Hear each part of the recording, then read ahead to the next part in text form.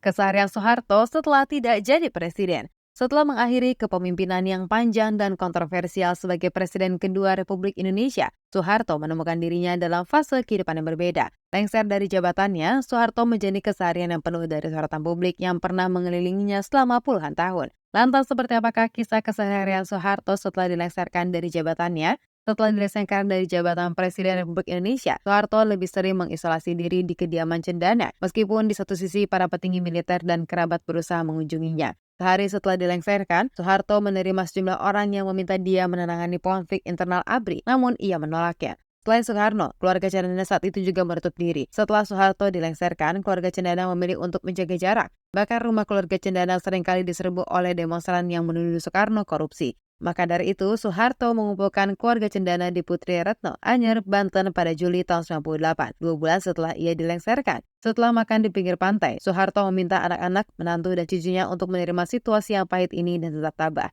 Menurut Soeharto, kondisi ini adalah konsekuensi dari pengunduran dirinya dan jabatan presiden. Ia meminta anak-anaknya untuk tidak merespons situasi tersebut. Soeharto berkata, biarkanlah sejarah yang mencatat bahwa niat itu dengan tulus, ia telah memimpin dan memajukan negeri ini. Jika masih terdapat celaan, maka diterima dengan ikhlas. Ia berharap ini akan mengurangi beban dirinya di akhirat. Pada tanggal 8 Juni tahun 2006, Soeharto gelap berusia 85 tahun. Setelah dilengsarkan, Soeharto seringkali sakit-sakitan pada usia senjanya. Selain menghadapi masalah kesehatan, Soeharto juga harus menyaksikan keruntuhan keluarga Cendana. Satu yang paling dikenal adalah kasus anak bungsunya yaitu Hutomo Mandala Putra atau Tommy yang dipenjara karena terlibat dalam pembunuhan Hakim Agung Syarifuddin Kartasasmita. Selama hampir 7 tahun setelah dilengsarkan, Soeharto menderita penyakit dan seringkali masuk rumah sakit. Hari-harinya yang seharusnya diisi dengan bermain bersama anak serta cucu tidak bisa ia nikmati. Dalam buku Hari-Hari Terakhir Jejak Soekarno setelah dilengsarkan yang mencakup periode 2004 hingga 2006, penyakit sang jenderal yang ramai itu kambuh setiap akhir April dan Mei.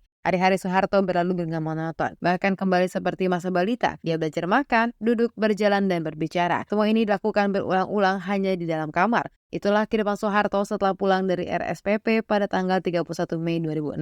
Mulai dari tahun tersebut, kondisi kesehatan Soeharto benar-benar menurun drastis. Beberapa organ pentingnya pun tidak berfungsi dengan normal.